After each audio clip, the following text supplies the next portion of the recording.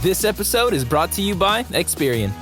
Are you paying for subscriptions you don't use but can't find the time or energy to cancel them?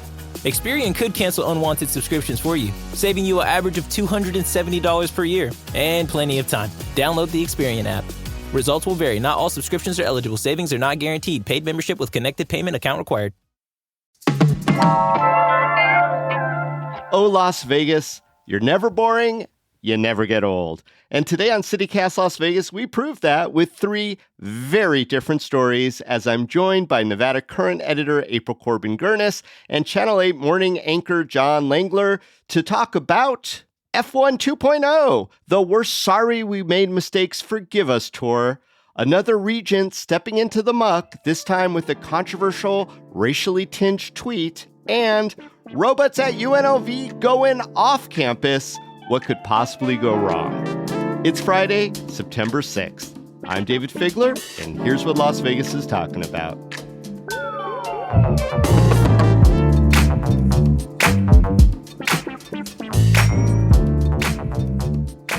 John and April, welcome to CityCast Las Vegas Friday News Roundup. Hey, happy to be here. Good to be back. Well, we always like to start with a hot headline, a story we want to mention but don't have time to do a deep dive into.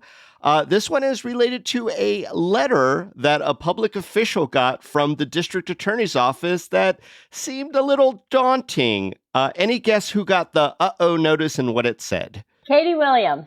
Oh, trustee. April, right at it. Right at Beat it. me to the punch. Nebraska resident, Katie Williams. I mean, no. And the DA's letter, as I recall, says essentially you don't live here. That they've sort of determined that already. I know, April, I'm sure you're aware, there have been stories that we've done, other outlets have done, wondering where she's been. If you've seen any school board meeting for almost the last year, she's been almost never there. And there's been a lot of decisions at CCSD, huge important decisions that have taken place, getting rid of the superintendent, for example. So for her not to be here has been a source of concern for a lot of folks for a long time, and it's reached this point. Yeah, the letter read to me like, we could do this the easy way or the hard way. Yeah. If you voluntarily are relinquishing, we need to know that. Otherwise, you're donezo. So this could have real implications, like you said, John, on the balance of power, especially for that ongoing superintendent search. So as with all hot headlines, we'll keep an eye on it as it develops. So let's get into the news that we are going to talk about this week, and starting with F1. A little later in the year than last year, but the installation has begun. John, tell me what F1's doing different this year. Well, it won't be hopefully as bad as it was last year. Obviously, we all, I think, are still dealing with the trauma of Formula One construction on the circuit around the strip last year. This year, things are a little bit different, according to the organizers anyway. They have started putting in some of the track now, some of the things around the track, the fencing, some of the grandstands, but all the repaving they did last year is already done. So organizers say it shouldn't be as big of a hassle for visitors, for people who work on the strip to get in and around. Hopefully that's what really happens, but the construction started this week. It's a little less intensive. All the major paving is pretty much done. But what I think is interesting is some of the differences between year one and now year two. We've seen a lot more effort to make some sort of community engagement. They've made efforts to try and include downtown with a concert without a lot of information about it, but they say there's going to be one on the same weekend as F1 weekend at the end of November. There are some well-known local faces that have been hired by the F1 organizers to handle the Las Vegas Grand Prix. Yeah. So they're certainly reaching out, but there are still some aspects of last year that have to be sorted out. There's a new lawsuit that's been filed by restaurants and businesses near the circuit that feel like they've lost money from the race. And I actually texted with Commissioner Tick Segerblum this week to say, hey, whatever happened to that $40 million that F1 said that Clark County owes them? And essentially he told me that hasn't been settled yet, and they haven't kept asking for it. So yeah, I had heard that they maybe gave up on it because of all the stuff that was going on. Which might be the pragmatic decision to make, considering the taste in everyone's mouth from last year. Yeah. I mean, we did hear a lot from those casino employees, from small businesses. John, you mentioned this new lawsuit coming from Batista's Hole in the Wall, the storied old restaurant right by Flamingo and the Strip, and also Stage Door. And also previously, there was a big lawsuit from Ellis Island that I think is still pending. It's worth pointing out, just from talking to commissioners and seeing their discussion around the first race and then after the first race, the impression I got was that they were sort of shocked that it was as intrusive as it became, which seems like a bit of a surprise.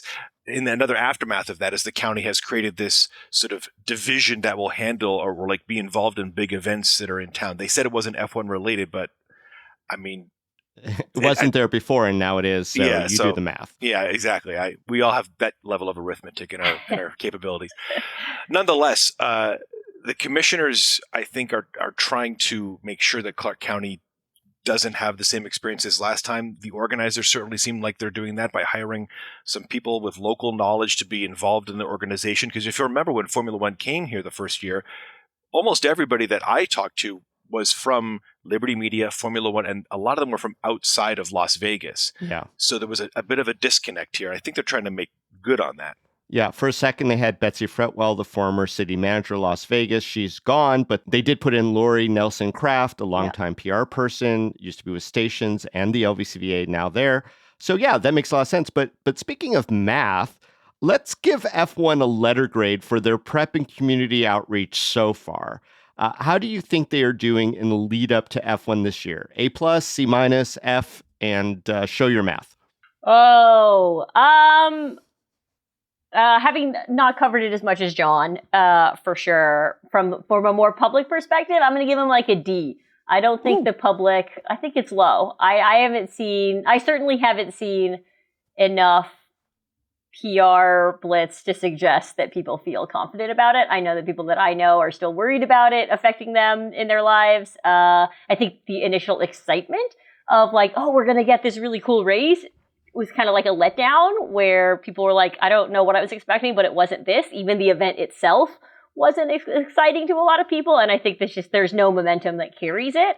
So I'm going to give him a D. Like, that's still passing, but like, I'm not doing. And the whole let's do this other concert over here seems like a big distraction. Like, oh, maybe if we just bribe them over here, they'll forgive us for this train wreck over here. All right, I'm going to get to that in a second, Professor, who everyone is avoiding your class because you're such a tough grader. How about you, Teacher John? I would say this year, I would say B-, but there is all the tests have not been tabulated yet. Okay. And I think that grading is based upon sort of not knowing how this track installation will go. Until we see what it's like without the major repaving, it's a little hard to see. It will still be in the way, but it won't be anywhere near, they say, what it was like last year. I would go with B-. I'm optimistic, though. I think another key thing to point out, though, as someone who has followed Formula One, spoiler alert, from a very young age, I think that the perception in the community, rightly, was that this race wasn't for us. This was for people with lots of money because the tickets were expensive and so were the rooms. The racetrack was very isolated, even though it was right in the middle of the valley. Right in the middle of the Strip. Exactly. I mean, literally the Strip. Mm-hmm. Yeah. This was for Formula One and its world and not really for Las Vegas. I think, and when you've talked to folks, what they're trying to do is make it a little bit more for people who live here too, within reason. Again, we'll have to wait till November, I think, to see how it really plays out. Yeah, and John, I think that your grading is pretty consistent with the way that local media is kind of a cautious optimistic that they must have learned lessons from the failures of last time, and very hopeful. So I will give them a C for improvement. But room to improve even further to get to my very stingy B and almost impossible A because I'm such a cynic. What else could they be doing right now, you think, like at this stage here in September for this November race? I'll say, again, as something of a motorsports fan, I don't really know what else you can really do. Again, the target audience for Formula One is not everyone, really. It's a small, it's growing, but it's a small audience that has money, let's be honest. And a lot of us aren't like that. So they're not targeting. They want people to fly in their private jets to come here, drive to the track in their Aston Martins, spend money to stay at the most expensive rooms in town. And that's where the Strip is making their money. And by extension, presumably, Clark County would get a cut of that.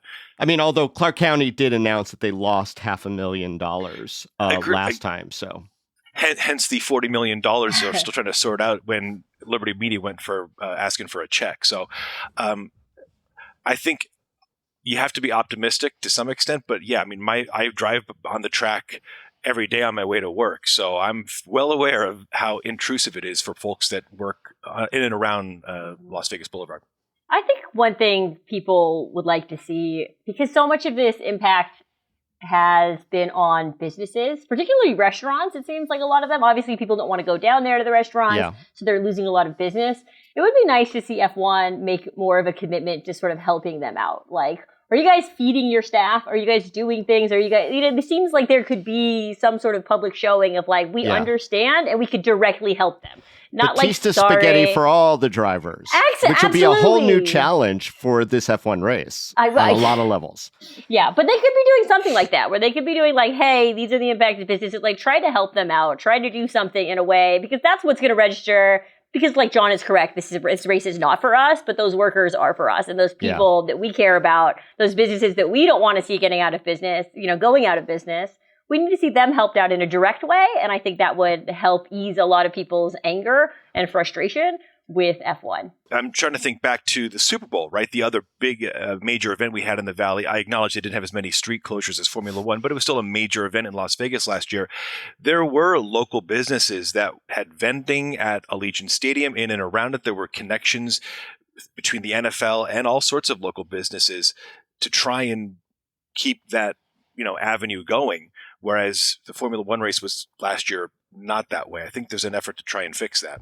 Yeah, and not to say big or small, but there was some effort in the Super Bowl to do some charitable giving. I don't recall that same level with F1.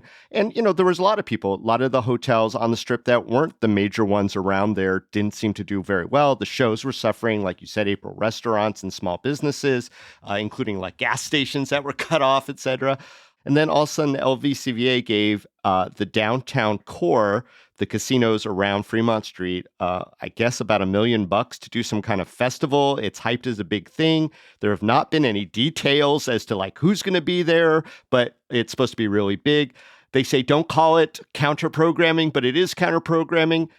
You guys, do you think it's fair that downtown is being taken care of in this way to the exclusion of these people who have actual lawsuits and some receipts of losses? I think I've made myself clear. No, it does seem like a distraction. And I think maybe it will appeal to some people. And if they connect it to F1, some people will like it in the Valley. Like people love free events. They love that. But at the same time, I think they should make right the people they're directly affecting. That's more important, but it's less flashy, right? It's less sexy in that. And also it makes me wonder, like, how many closures are they going to have for this thing? Because we know that the city does not have the best track record of also, Oh, gosh. Another F1 level crisis downtown because we don't know all the details and how many people are going to be coming down there. Ew. Exactly. You don't know. We don't know. So, I mean, they could be doing better things. Let's bring back the mid-90s debate over whether to close Fremont. What do you say? Yes. Close it all. Close all of it. Close the Strip too. Oh my God. All right. Well, F1, you're on notice. I see you trying to do better, but we're watching you, especially here at CityCast Las Vegas, and we'll obviously do all follow-ups as they unfold.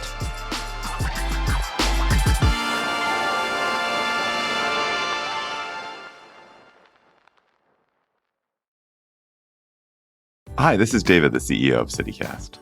Do you ever find yourself holding back on travel because you're afraid of a language gap? Well, mind the gap no longer, as long as you have Babbel. Babbel is the science-backed language learning app. Its 10 minutes lessons are quick and handcrafted to get you talking your new language in 3 weeks. So I was reminded in the Olympics how much I love French. I had spoken French as a kid, but it has deteriorated to nothing. But I thought I would love to take a trip back to France with my girlfriend, but I'm embarrassed because my French is at 0.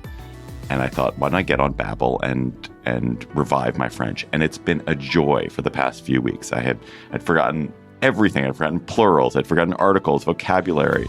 Mostly I'd just forgotten how to speak and how to listen. And Babbel has me back on track with lots of speaking and lots of listening, because that's how you get better at a language. So I've been working on time, for example. And there's this way in French where when you say 2:45, you don't say 2:45, you say 3 o'clock minus 15. So, je rentre à 3h moins le quart. I'm coming back at 2:45. Anyway, it's so much fun to speak. And don't take my word for it. There's studies from Yale, from Michigan State University that prove that Babbel works. So here's a special limited time deal for CityCast listeners. Right now, get up to 60% off your Babbel subscription, but only for our listeners at babbel.com/citycast. Get up to 60% off at babbel.com/citycast. Spelled BABBEL.com/citycast. Rules and restrictions may apply. Ryan Reynolds here for, I guess, my 100th Mint commercial. No, don't. I mean, honestly, when I started this, I thought I only have to do like 4 of these. I mean, it's unlimited premium wireless for $15 a month. How are there still people paying 2 or 3 times that much? I'm sorry, I shouldn't be victim blaming here. Give it a try at mintmobile.com/save. Whenever you're ready. $45 upfront payment equivalent to $15 per month. New customers on first 3-month plan only. Taxes and fees extra. Speed slower above 40 gigabytes. See details. All right, let us completely change gears. Oh, look at me with my sports references. And April, there was a regent who put out a tweet that has caused quite a controversy. What happened there?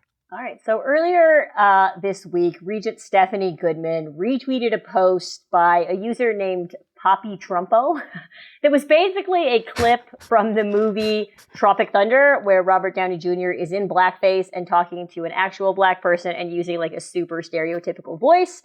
And there was wording on the video suggesting that like Robert Downey Jr.'s character was Vice President Kamala Harris.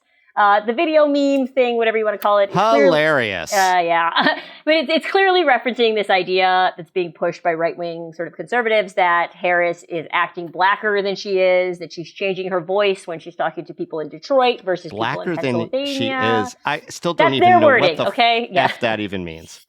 And it's building off this whole narrative that she's, not really black. A phony, that's what they're trying to establish here. And unequivocally, let me say that she is black, and we're not here to argue that. But Goodman retweeted this and got some immediate and harsh criticism for doing so. She came back with an apology that was like, "Sorry, you're offended."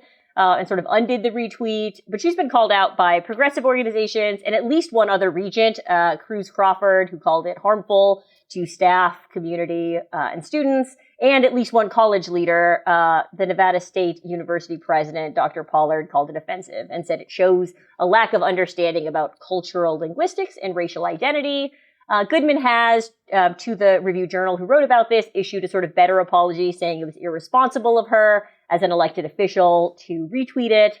And she said that she didn't know it was going to be offensive and she just liked the movie. And it was a joke. Got it. First of all, John or April, what is a regent? What do they do and why is it important? I get they're elected by us, but what is their job? Well, they basically oversee higher education across the state. And as April knows, and David, as you know, they've had a hard time steering clear of trouble, CCSD-ish perhaps, in different forms, right? We've seen it over the last several years. That's why there's an effort to try and get change the Board of Regents structure within state government. But that's essentially what they do is they oversee higher education statewide.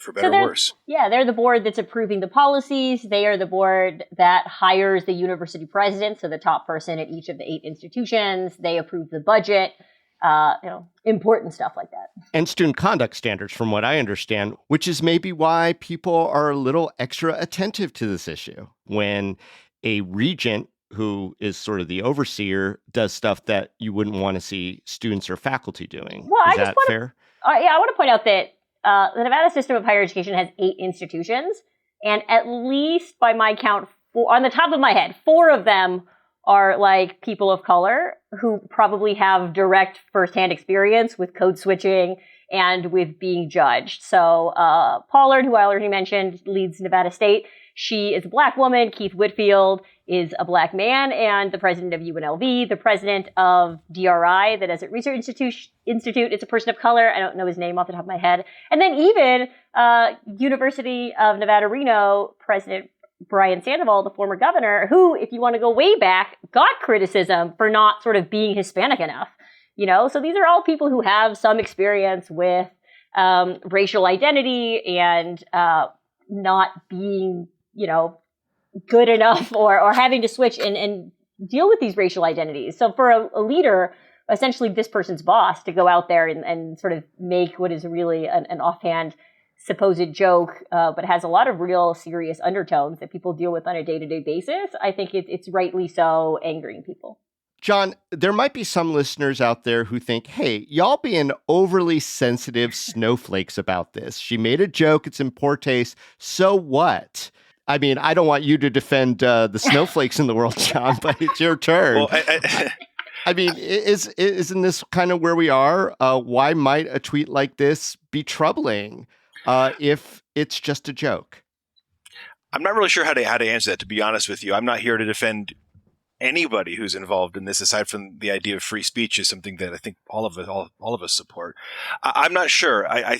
This is something that I battle with on a regular basis, just in terms of seeing what I see in social media, seeing what protests take place in college campuses or elsewhere about the line between free speech and hate speech and hurtful speech and where that is. I struggle with this as well. I think in this case, certainly it's understandable why an apology was needed, even if it was maybe a little less than. I can't speak more to it than that. Well, I wonder, Stephanie Goodman, who I know, I consider a friend. She runs the Problem Gambling Treatment Center, the big one in the state. But if you look at her Twitter feed, it's filled with I don't think I'm stepping out of line by saying very, very pro-Trump, very hardcore memes that make you kind of look a little twice. Should someone in this position even be maintaining an account like that? Yeah, and the Board of Regents are nonpartisan positions. So I think there is some idea that some people don't want regents to be as vocal, and especially to the extreme that, Goodman's social media feed suggests. I think also one thing that enters into this discussion is, as I recall, Stephanie said something along the lines of it being a personal account. And nothing's really a personal account if you're on social media, no matter really what you do, right? Mm-hmm. From any politician, they'll say, here's a personal account. And then here's, the governor or the mayor, whatever it is. But, that's a super big gray line when you're talking about either, in this case, retweeting something that you think is funny or having a comment about something that's happening around the world. And that's the thing that all of us, I think, have to consider when it comes to online speech. So, yeah, that gray line of personal account versus work account, I don't know how defined that can be. And I will say, Goodman's getting off a little easier than some of the other regents in the past who have done things.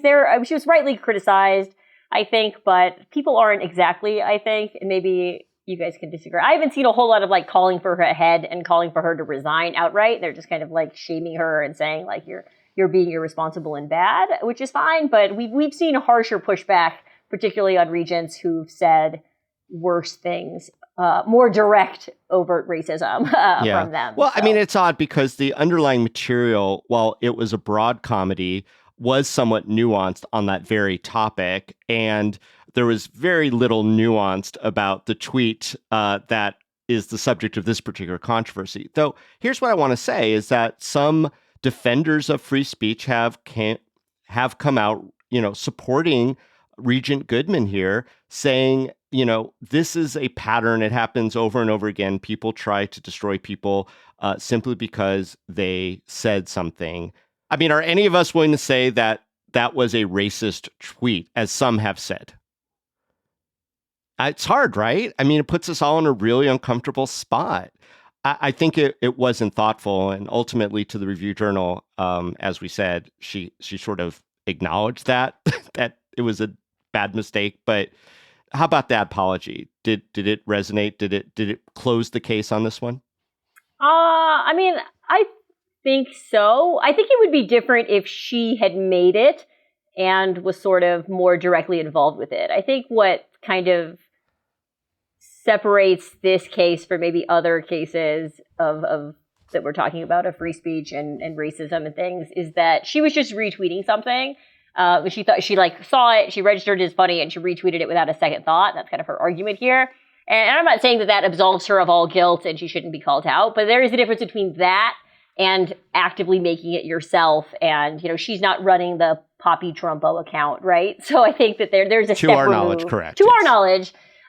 So I think that kind of helps her in this case where I'm sure if you went back to all of our feeds, there's something in there that we have liked or retweeted or shared that could be misconstrued as something else, right? So I think there's a level of distance there, but we have to kind of consider when we're considering, whether how much to sort of, crucify her for it. So I think the message here is all of us need to get off social media, especially elected officials and super especially regents, because everyone's watching. Nothing good has come of it.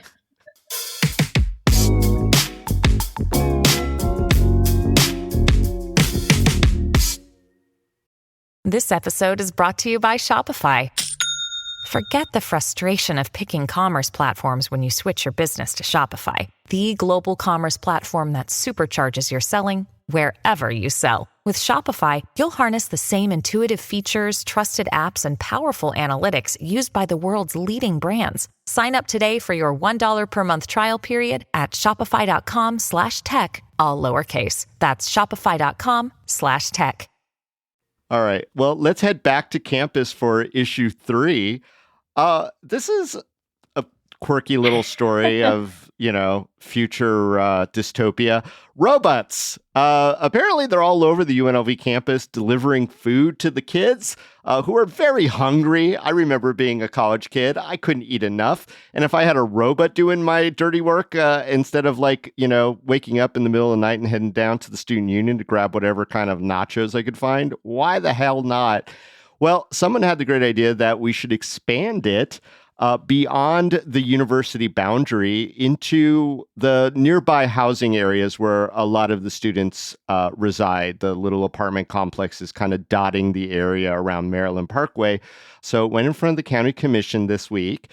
And though there were some, believe it or not, safety protesters, people with reputable names and positions saying, this is a really dumb idea. It's already kind of dangerous walking up and down the streets of Las Vegas. We don't need more impediments on the sidewalks.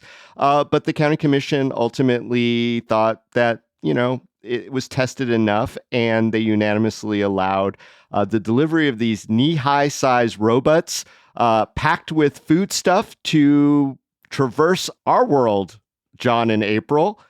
Do you think this is a good idea or a bad idea? First, what is a robot? You hate me.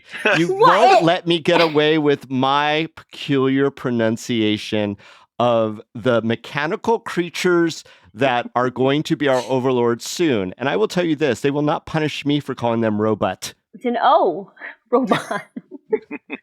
That's the real story here. Is David's pronunciation. Let the robots go around and give kids whatever food they want. I will apologize to anyone who is offended by the way that I say robot, but I'm not sorry. Let's get back to the core, though. Good idea. What was the real idea? question? Sorry. What was the real question?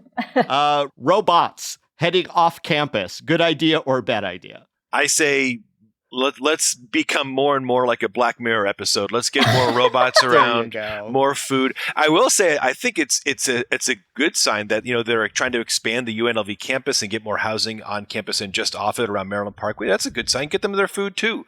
Now we just got to make sure the food tastes good. I don't know if the robots can do that.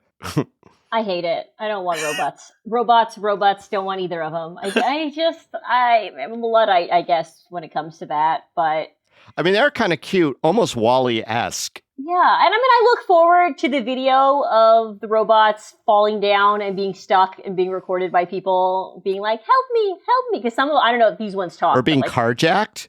or being carjacked. And also, Maryland Parkway is like a dangerous road right there. Like, it is fast. People go really bad. Like, well, that was one of the arguments, right? Is we don't want the students having to cross that very dangerous arterial all day long, and better for the robots to take the hit. Yeah. And isn't the idea of having a campus and housing near a campus, building a community, which means like interacting with people and talking to your neighbors and supporting local businesses by going to them directly, and like fourth places or whatever, where we like actually interact with each other and we meet our neighbors and stuff. How does this accomplish that? How does that do where anything? The kids can get together and like solve issues that have plagued society, like a real incubator of academic thought. If we want to build community in that neighborhood, I don't see how robots help.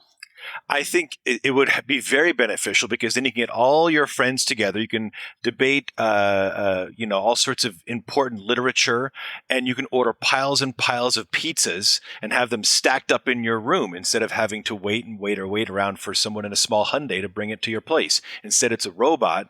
You get all your friends. It's all taken care of. Really small Hyundai. A really, really small Hyundai, jacked full of pizza. Wild. All right. Well, let's go here. If you could reprogram these robots to do something outrageous but legal, let's try to stay in the realm of legal, where would you go with that? With food delivery? Well, you got these robots. You could reprogram it any way that your twisted mind would want, John. As long as you're staying legal, what are you going to do with them? I have an answer if John wants to think about it a little longer. Go for it. Go for it. Okay, so I think we should reprogram these delivery robots. Let's let the delivery drivers in their little Hyundais keep their jobs. And let's program the robots to work picket lines in front of businesses who don't pay their employers enough. So like give the little robots picket signs and have them going back and forth talking about labor abuse, okay? Like we just need that presence. It's a lot of energy for unions and stuff to try and get picket line started and all that. I think robots could do it. I think Bethany Kahn, the comms director for culinary, is absolutely taking notes right now. April, you're probably going to get a phone call. I'm going to send her an invoice. It's a great idea. Let's bring attention to it. Okay. Also, a lot of those companies are being criticized for technology replacing jobs. Let's have the technology help the workers by picketing and protesting them. Like annoyance. I like it. No justice, no creaks from the creaky robots. All right, John, you had time. What's yours? I just feel like the robots, if they get super smart, they might just create their own union and see how that goes. I think what would be better to lighten the mood when these pizzas are being delivered to these college kids who are debating important things and reading books up by McLuhan and whatnot, is they have to sing. They have to create a song for the person they're delivering for. So, okay, fine, the pizza arrives, but it's like a songgram, and the AI generates a song for the delivery for the students to motivate them to learn even more and become leaders of the future. Wow. AI really taking it to the people. I love it. Or a robot could walk my dog, because I don't walk my dog enough, and I feel bad about it. So practical. That could be a good one. So practical. And why stop at dogs? Let's get robot nannies. I want to see kids floating down the street on these food delivery robots, just singing them nursery rhymes. Robot linguists to help us pronounce words. I can't think of one off the top of my head, but just robots. For example. That would work. I hate you all so much that I will be programming my robot to seek my vengeance on my enemies who correct me, such as you, April Corbin-Gurness. No, actually, I think that somehow the Nevada Gaming Control Board should get involved, and that we could bet on the delivery time of these robots. So I think we should make it legal, and let's get the kids. Look, if we're going to have a lottery, we're going to just open up gambling, all sorts of new gambling. Let's get everyone addicted. Let's get people addicted to robot races. And so, yeah, that's my idea for it too. I approve. Formula Robot. Oh, John, you brought it home. Love you, man. All right. So April, you're the only one getting my killer robot coming to your door. April, John, thank you guys so much for joining us on the Friday News Roundup. Fun as always. Yeah, thanks for having us. Thank you very much. And before you go, I want to give a shout out to all of you who have signed up for a CityCast Las Vegas membership. As always, the podcast and Hey Las Vegas newsletter are free each week to everyone, but members do get a few perks. That includes occasional special extended episodes, some giveaways, and now a weekly rundown of Las Vegas events and activities. Think of it as your cheat sheet for the week, and it arrives exclusively in the inbox of CityCast Las Vegas members every Monday. So sign up on our website, lasvegas.citycast.fm.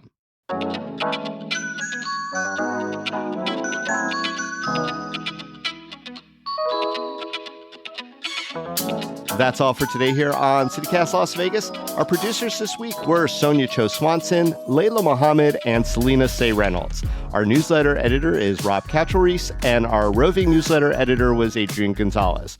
Our hosts are Sarah Lohman and me, David Figler. Music is by OG Moose, Epidemic Sound, and All the Kimonos. We record this show on the traditional homelands of the Nuuvi, the Southern Paiute people. If you enjoyed the show, we'd like you to tell a friend and also rate our show on whatever format you listen to this podcast. Leave us a review there too and subscribe to our morning newsletter, Hey Las Vegas. We'll be back Monday morning with more news from around our city. Till then, stay lucky.